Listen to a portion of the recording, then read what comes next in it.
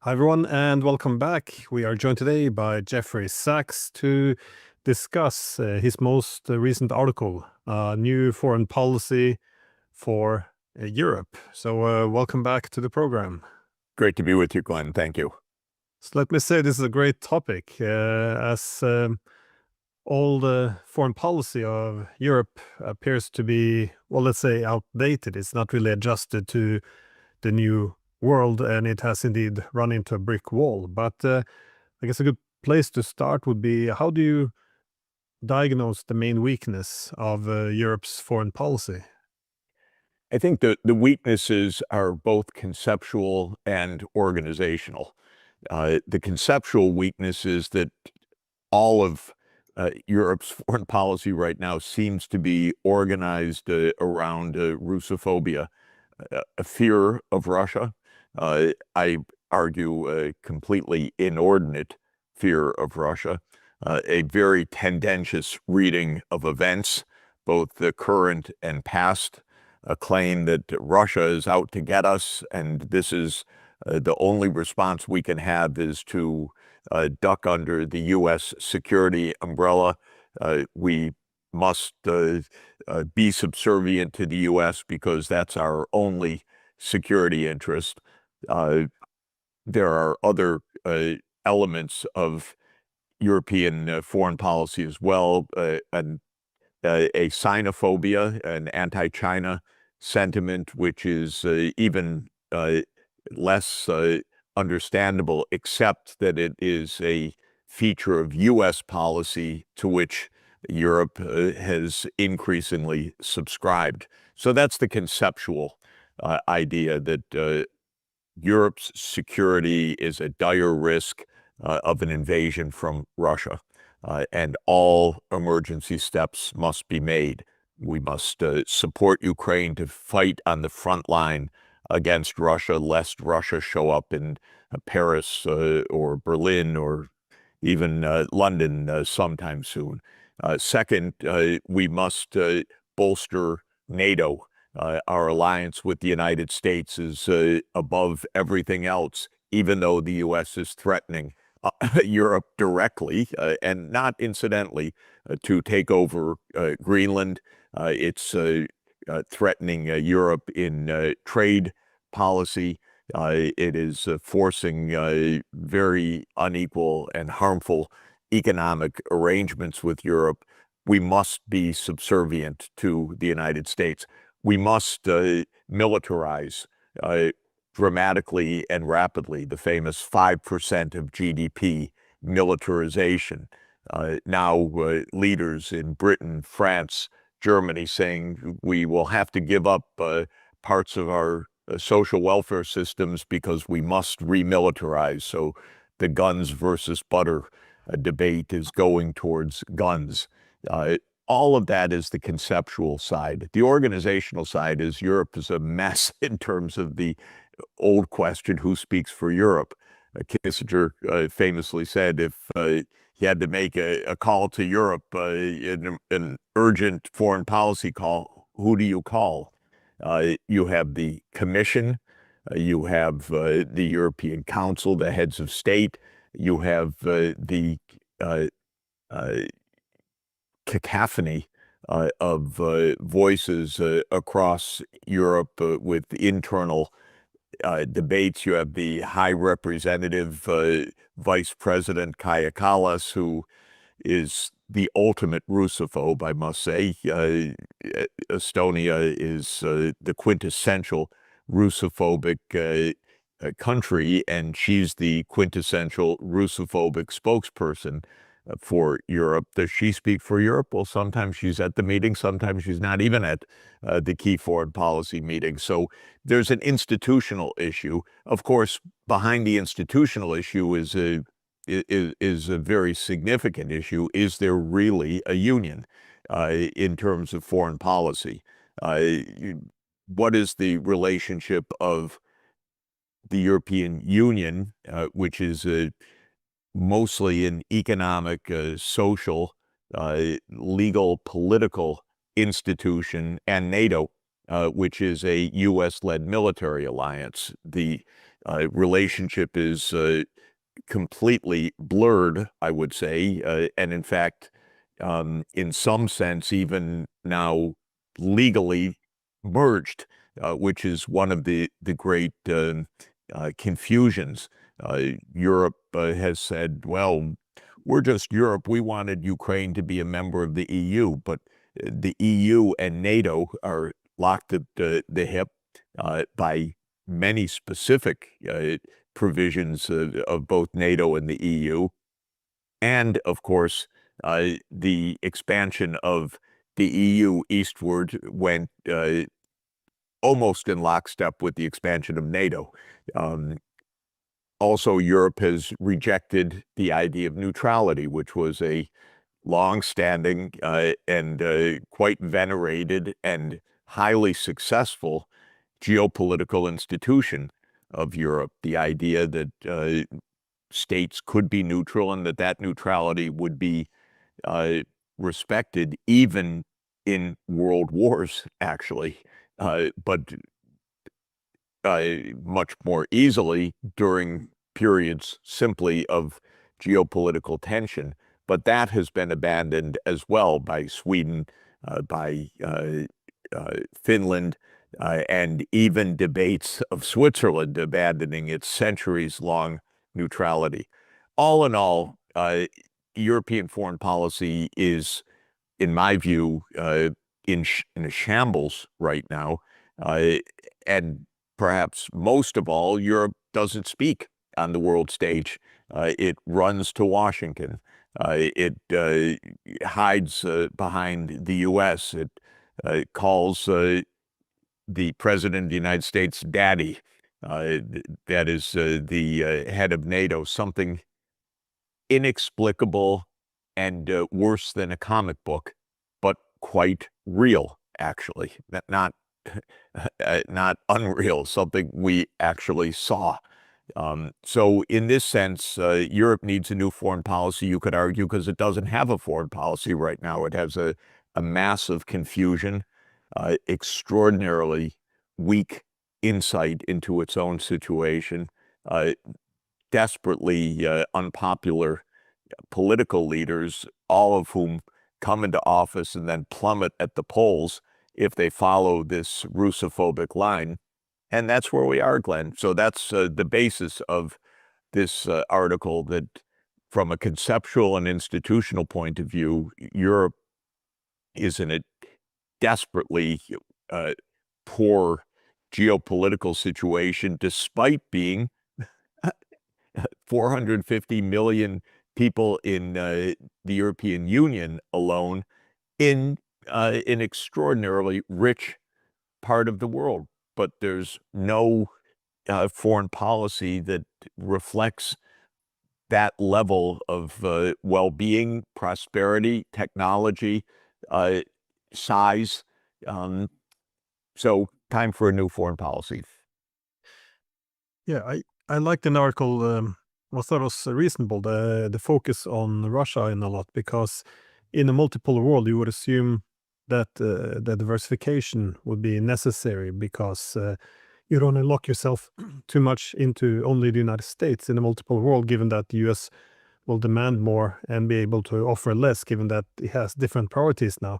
And this is what the rest of the world appears to be doing, with the exception of Europe. But again, the reason why, I think, is the same reason they call Trump daddy, or accept this vassal status or this terrible trade agreement, is that they say, well, we're in conflict with Russia. We need America. We have to sacrifice everything for this.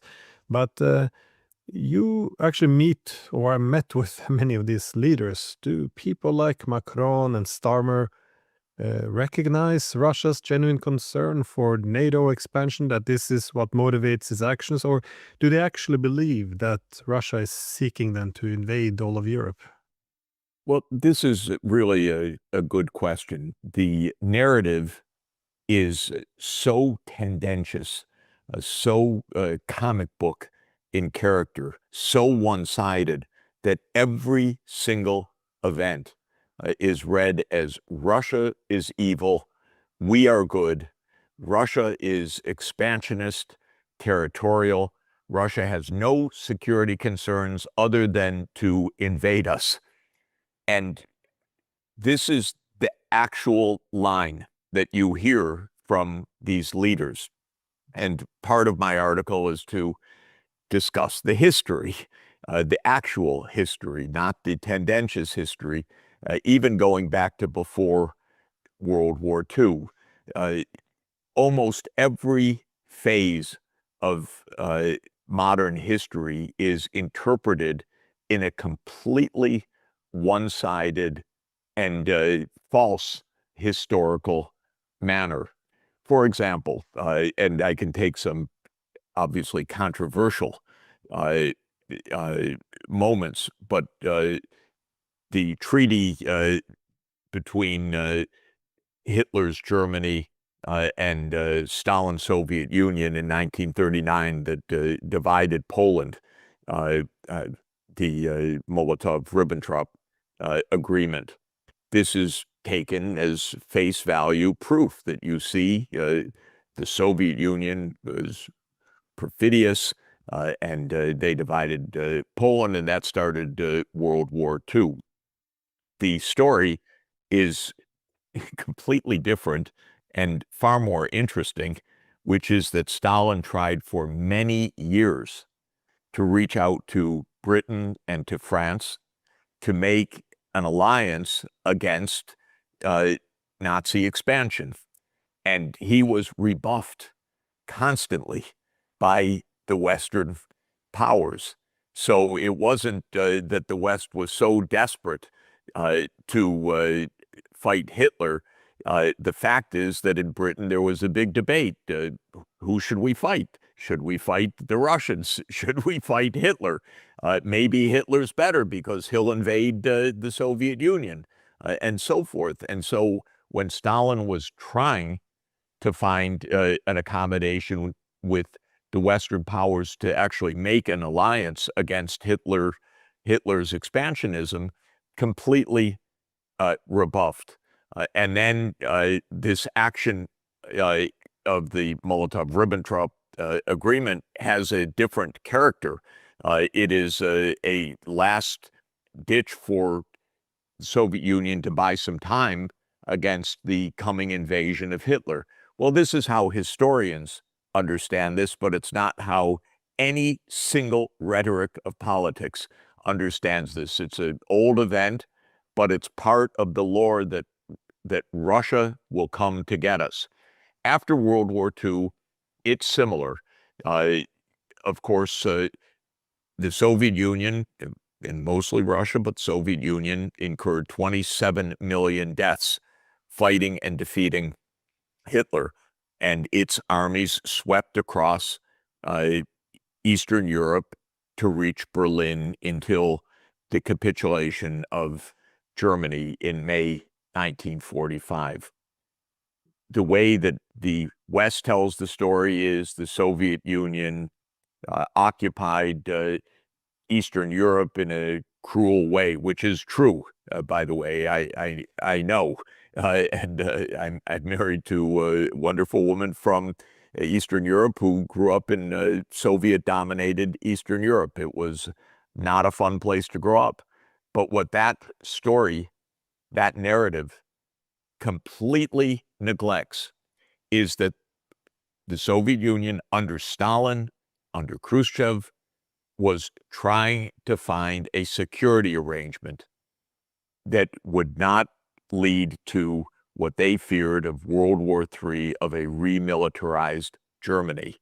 And in 1945 in Potsdam, an agreement was reached to demilitarize Germany. And it is the United States and Britain which reneged on that and created the Federal Republic of Germany rather than a reunified, neutral, demilitarized Germany, which is what the Soviet Union was pushing for. Well, this is, it may sound like ancient history, but the interpretation of what the Cold War was all about matters a lot. And the point is that the Soviet Union had true security concerns. My God, they lost 27 million people to an invasion from Europe, and an invasion that occurred after Western Europe had shown disdain with the idea of having an alliance with the Soviet Union to protect against such an invasion. They wanted Germany demilitarized. So did many U.S. thinkers and leaders. George Kennan, the great statesman after World War II of the United States, the kind of dean of the school of U.S.-Soviet relations, urged all through the 1950s to neutralize Germany. A neutral, demilitarized Germany would end the Cold War. But we went the militaristic way. Well, I came into this story in 1989-90 in a personal level because I was involved with the Soviet leadership and then with the Russian leadership and the Ukrainian leadership. And I absolutely saw with my own eyes how insistent Gorbachev and Yeltsin were to make peace, to demilitarize, to end the Cold War.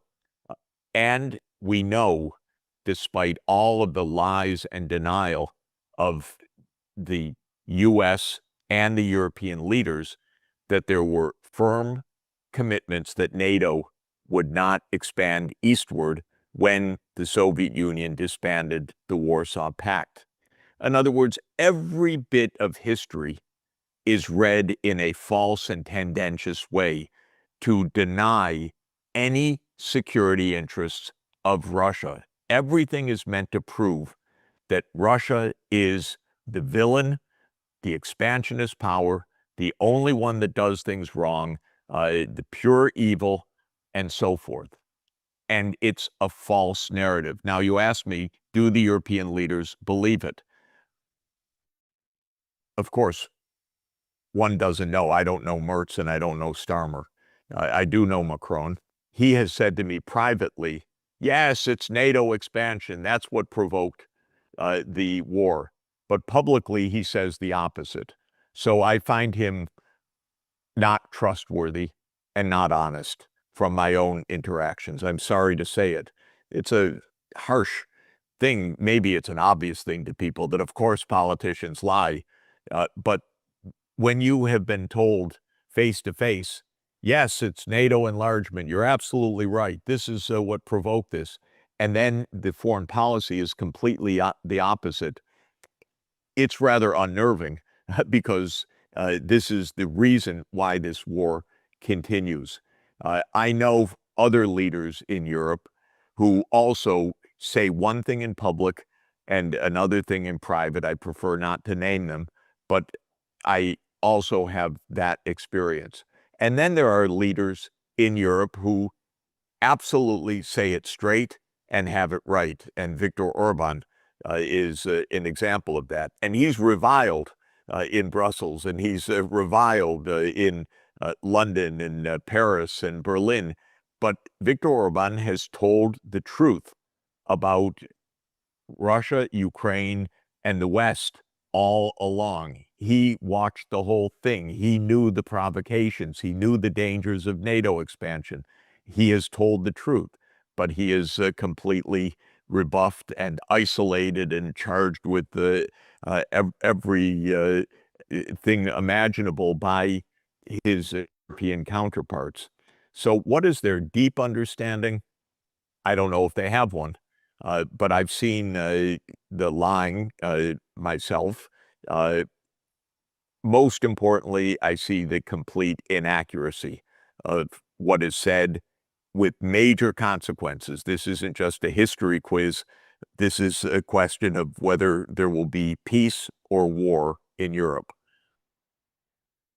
One of the key concepts we have in international relations, though, is exactly this: the security dilemma. We recognize that the different sides have, often defensive concerns, and they end up in conflict because they interpret everything the opponent does as possibly being offensive. Now, in your article, you also write about Finland's winter war, and I thought this was interesting because when the Finnish president President Stubb met with Trump, he more or less said that Russia can't be appeased. It has to be confronted. And this was kind of the Finnish experience. But as you suggested with the Winter War, this is very different. The Soviet Union, they went after Finland because they feared it would be used by the Soviets, by the Germans to invade Russia. Again, it does make it illegal, or one shouldn't support what the Soviets did, but this was a defensive action, and the way they saw it. And indeed, the Finns did join Hitler in invading the Soviet Union. So it's not. This is my great concern, that all the wrong historical lessons appear to have learned, because the real solution there was neutrality. And once they went with neutrality, they had an incredible peace with the Soviets, and then thereafter with the Russian Federation. But we now see this wrong lesson being applied to others. Now we're talking about China. We should make the same mistake with China, assume that they're peaceful. We have to more or less skip this part and treat them like we're treating Russia. This is just doubling down on wrong narratives and very dangerous policies. This is exactly right, and the Finnish story is an important and fascinating one. Again, Stalin tried diplomatically to find an arrangement with Finland so that the Soviet Union could protect itself against a coming invasion from Hitler, which came, and which came also through Finland and through the Baltic states. So it wasn't crazy, it was imminent. And the Finns said no. They did not enable any kind of security arrangement for the Soviet Union. It's the same story as the rebuff of Stalin by Britain and by France. Of course, this is a painful period in Finnish history, but there's a reason for it. There's an explanation for this. And then when the war ends, Finland becomes neutral. It's called sometimes, Finlandization, meaning that it was subservient to the Soviet Union, but that's actually not the case. It was just neutral so that it would not be a threat militarily as an entry point for NATO or an entry point for a remilitarized Germany to threaten the Soviet Union or Russia once again. And Stubb is either a fool or profoundly, profoundly dishonest. I don't know him, and I don't know which it is. But if he told even a smidgen of the truth, he would be saying exactly the opposite of what he says every day. He would be explaining that since World War II, and whatever one says about the events from 1939 to 1945, and we've just discussed that, Finland had the best run imaginable as a neutral country, not only left alone, let me put it that way, but in addition, Finland became one of the most prosperous, richest countries in the world. And I co-edit every year a report called the World Happiness Report, where we report on survey data on life satisfaction. And Finland went to #1 in the world in happiness, self-reported happiness in an annual Gallup survey. And what Stubb should be saying, if he had a smidgen of insight or honesty, is that neutrality was the best deal imaginable for Finland. So I can't understand what this is about, actually. Again, I don't know whether he's a fool or a liar or simply a vassal of the U.S. military-industrial state, or some combination of those. But his history, let's just say, is potted history. It's absolutely the opposite of what he claims right now. He should be taking his friend aside, Vladimir Zelensky, put his arm around his shoulder and say, neutrality could be a great thing. Ukraine could reach #1 in world happiness. Believe me, it worked for us. Instead, he says completely the opposite of the actual Finnish history. That takes me to my last question, which is then, I guess the thesis of your article. What should be Europe's new foreign policy? Europe should have diplomacy. Diplomacy does not mean running to Washington and bending your knee.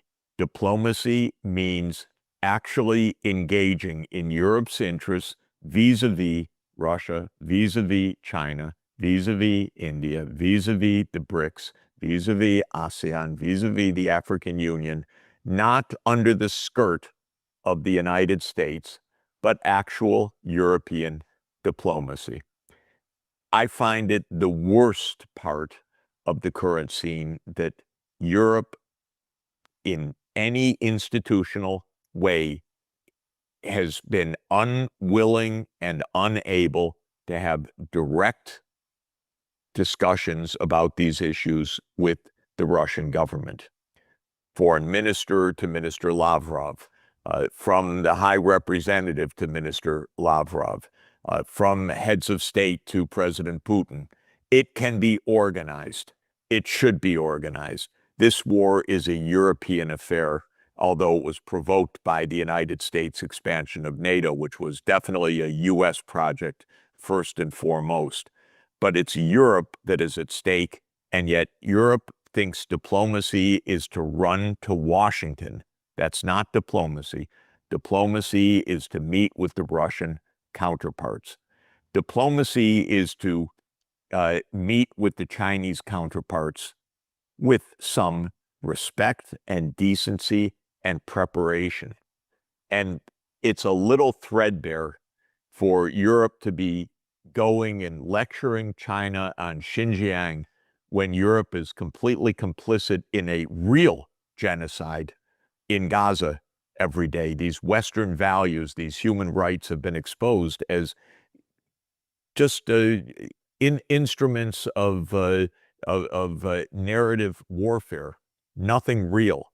If Europe would get its act together, it would stop being complicit in Israel's genocide, and it would have direct diplomacy with Russia and China, and the diplomacy would be based on the mutual understanding and mutual respect of security interests first and foremost. That is at the core of diplomacy.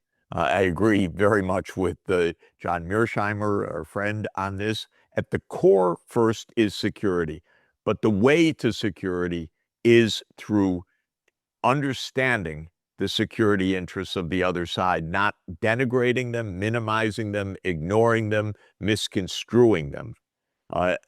By the way, the security dilemma, which you mentioned, was a concept of my late colleague at Columbia, Robert Jervis, who wrote brilliantly that if you want peace, understand the other side's arguments. If you want to understand the other side's arguments, talk with the other side. This is the first lesson for Europe.